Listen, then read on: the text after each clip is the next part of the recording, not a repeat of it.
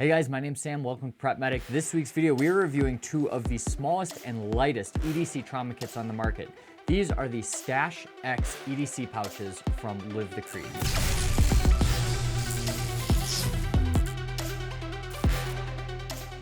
So I misspoke a little bit earlier. These are not technically on the market yet. They are still in the Kickstarter campaign, at least as of making this video. Now, fear not, they have already reached their goal, and these are coming from Live the Creed, which is a pretty well-known trauma kit manufacturer. Now, the only thing that remains is kind of getting them to the end of their goal. If they get to 10,000 on that Kickstarter campaign, they're gonna release another colorway, which I believe is a multicam green and black. So if that's something that's of interest to you, you can sign up on the Kickstarter campaign now, and you can get some money when these finally do come to market. With all of that being said, let's get into the actual review of these kits. So right now they have three colorways, two of which I have in front of you. Now each of these pouches is super lightweight. This is like ultralight backpacker lightweight. Where a lot of mini trauma kits add a bulk and weight, these really do not, and just hold the contents that they need. So it has three main fabrics on it. You have, first and foremost, and the most exciting part of it, you have this Dyneema fabric, which is a very, very strong, tear-resistant, lightweight fabric that has some water-phobic capabilities there. It also has some waterproof YKK zippers right up top, so you can't submerge these and expect everything to stay dry. But if it gets rained on, the contents are not going to get wet or destroyed. And then lastly, you have some Cordura nylon down here just for a little bit of protection. Wherever you're putting them, it's not gonna wear it down quite as much, and it gives it a little bit of an accent color. On the back, you have a Velcro strip. So this is a hook strip, and it can go very easily into a backpack or a fanny pack or anything that has a loop interior. Now, I really like pairing something like this with a lot of different Vertex products because they're what I use for most of my everyday carry or off-body everyday carry stuff. But a lot of backpacks that aren't even oriented to EDC are starting to have some loop interiors for kind of this modular organization. Now, these are small enough where you can put them in pretty much any pocket. So these will fit into, you know, a top small pocket, a water bottle holder, the dash of your car, the side compartment. They'll fit in a cargo pocket, but these aren't really designed to go in like a back pocket like their trauma kit is that can kind of go as a wallet. These are just a little bit too big to carry them comfortably like that. So looking at the options that they will ship these in, first and foremost, you have the trauma kit, which is kind of their life-saving kit, major bleeds. And then you have your first aid kit right here, which is more of your, you know, minor stuff. And then lastly, you can buy the bag itself. If you want to carry your own stuff in here and you can organize it however you want, you can just get the bag because this has a lot of features that I think will appeal to a lot of different people. So going into them, let's start with the trauma kit here because I think that's what people are going to be most interested in. It's worth noting that I'm going to take this first aid version here. I'm going to strip it down a little bit and then add some extra things. And I'm going to take this with me on my 100-mile race I have coming up in a couple weeks just to keep like my anti-chafe stuff and my blister stuff in it. Just because it is so lightweight, I'm not worried about this weighing the pack down at all. So coming into the trauma kit, now there is no internal organization in these packs. What you see is what you get. So it's a little bit hard to get individual supplies out of here without just pulling everything out of them. Now they're so small, it's not really an issue. Chances are you're gonna get something and you can easily shove everything else back in. Right up front, you have the Talon nitrile gloves. These are great gloves. However, they are a pain in the butt to get out of this wrapper if it's in here for any amount of time, if it's exposed to any heat or cold. These gloves kind of meld together and it's going to be very hard for you to put on. So my advice is to take these out of the packaging and put them on once, take them off and throw them back in here to make sure they are ready to go. One of the things I love about these gloves is they come up to your wrist, so they give you a lot of protection, and they're tan so you can see blood on blood sweeps. Now, I will also say I don't know if they'll always come with these specifically. Medical items go in and out of stock, and suppliers have trouble getting the right things to the right people, so there might be some substitutions in this kit as things come available. So I'm saving the tourniquet in here for last because that's kind of interesting. You've got Quick Clot right here. This is for wound packing. It can also be used as a pressure dressing if you want. Now, this is not like the LE or the Mill version, which is the black and green. The only difference is those are a little bit longer than this is, so you don't have quite as much to pack into a wound. That being said, everything with everyday carry is a trade-off. I'd rather have this than nothing at all, and this is a lot more compact than those other options. It's also a lot cheaper, so it's gonna keep the cost of this pack down slightly. And then in here you have like a first aid pouch, the little boo-boo things that you might need on a daily basis. And I love that's in here. This was in one of their other EDC trauma kits. It's a great thing to have. So in here, we'll start with the big items. Once again, we've got a bunch of different Band-Aids. So you got your big Band-Aid, and then you got two smaller Band-Aids down here. We've got our iodine prep pads. We've got some bacitracin, and then we have an alcohol prep pad, all kind of, you know, sterilization stuff right there. And then last but not least, we have steri strips. So steri strips are really good to have. They're to help close widen wounds, and that's gonna help with some cosmetic considerations. You don't want a gaping wound to heal and then you're gonna have a bigger scar. It's also gonna help keep some infection out. If you can clean that wound out, close it up, and it's not quite as exposed to the elements, it's going to help you in the long run. It's not really a substitute for stitches. Some people do use it like that, but I definitely seek, you know, actual professional medical help if you have a wound that needs to be closed with steri strips.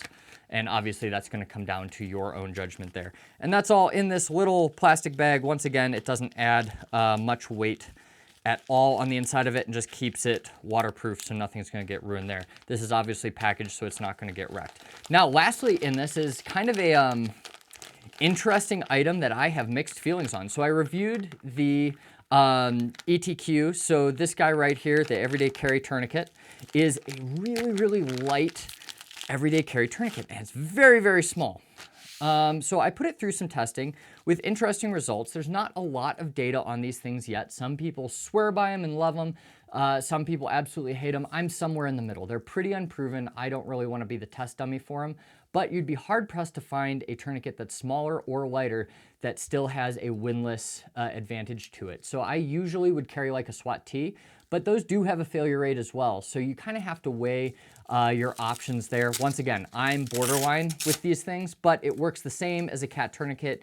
You throw them up and then this guy will clip right in there. Really great for your massive extremity bleeding. Just note it's very thin. It's gonna be painful. It will never be TCCC recommended simply because it doesn't meet their 1.5 inch requirement there. But it all fits in this little thing right here. And once again, you're looking at trade-offs. So everyday carry, if it's uncomfortable, if it's too big, I'm not gonna carry it. This really kind of meets those size requirements. So that's their trauma kit. Now next, let's look at their first aid kit right here. Now you can get the first aid kit and trauma kit in any colorway. So just because they sent me this one in the white and red doesn't mean you couldn't get that if you wanted to.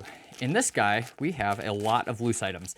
This one's gonna be a pain in the butt. If you want one Band-Aid or like the bacitracin in here, and you just want that and you're pulling it out, it's all gonna come out. You're gonna have to shove it back in. It's not the end of the world, but it's not the most convenient thing.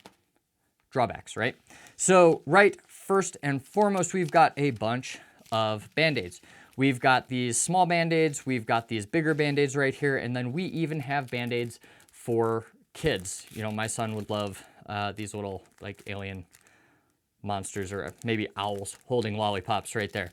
So you have all your Band-Aid needs. Now Band-Aids are probably what you're gonna use 99% of the time when we're talking first aid kits. Next we have steri strips, which we just talked about. Not gonna go through them anymore. And then we have two gauze pads. These gauze pads are really great for, you know, the big scrape, something that's just a little bit bigger for a Band-Aid to handle, but, you know, not massive bleeding. Obviously these aren't going to save a life ever. It's just kind of a gauze pad that you can keep something covered up with. Now, the one thing that will save a life, we have a CPR face shield. So I just did a video on opiate overdoses and we talked about mouth to mouth. I am not going to do unprotected mouth to mouth to a stranger on the street to deliver rescue breaths. In a CPR situation, I'm gonna go with hands only CPR. But if you have an overdose situation, this is an option for you if you're comfortable using it. It's a barrier device to keep some of those pathogens off of you. Now, this one right here, it's just a plastic barrier, so you're not touching skin to skin, but these don't usually protect from a lot of regurgitation. So just keep that in mind with them. Still a really good thing to have in a kit like this and can definitely save a life. The next kind of life-saving thing we have in here is aspirin. So these are 4 adult aspirin total, so 2 in each pack, so 325 milligrams per pill. And these, while they are a pain control, they are kind of an NSAID, these are actually used more so for onset of chest pain. We'll give 325 milligrams of aspirin. That helps the platelets just not stick to each other quite as much.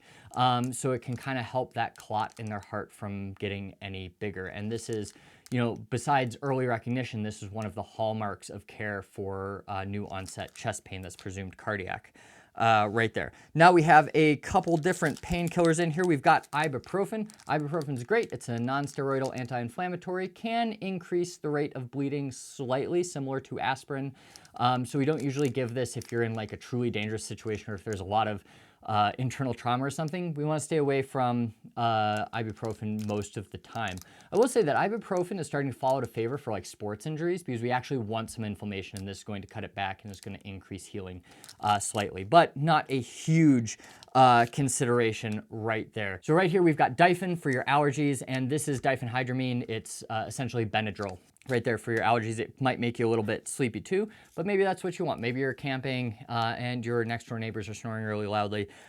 Good thing to have right there. I'd love to see some Tylenol in here, you know, just because that acts in a different way than your ibuprofen. But if we're really going for space saving, just having some ibuprofen is just fine. And it's pretty easy to add a couple pills of Tylenol to this in a little plastic bag. So we have some wet wipes. So this are could be great for you. You got some sterile alcoholic prep pads. You've got some burn gel right here. So not for massive burns, but like, you know, hey, my son touches a hot stove or something. This is an easy thing to give him just to relieve the pain, wrap it with Band-Aid, and you're good to go. But it's not going to be like for your massive burn care or anything like that. And then right here, we've got some bacitracin just for your sterilization of an area. And then lastly, we have a splinter out tool. And I'll be honest, I still don't really know how to use these, but you can use these to get a splinter out easily, apparently. So you've got these in there as well. So a lot of just your basic first aid needs, which is exactly what this kit is for. You know, all in all, I think these things are absolutely great. Once again, they weigh nothing. They take up almost no space whatsoever. And it's a great option for everyday carry medical items, and it can supplement what you're already doing. If you have any questions, leave them in the comments down below. I, of course, have links to all of these products down there, and I will see you next week.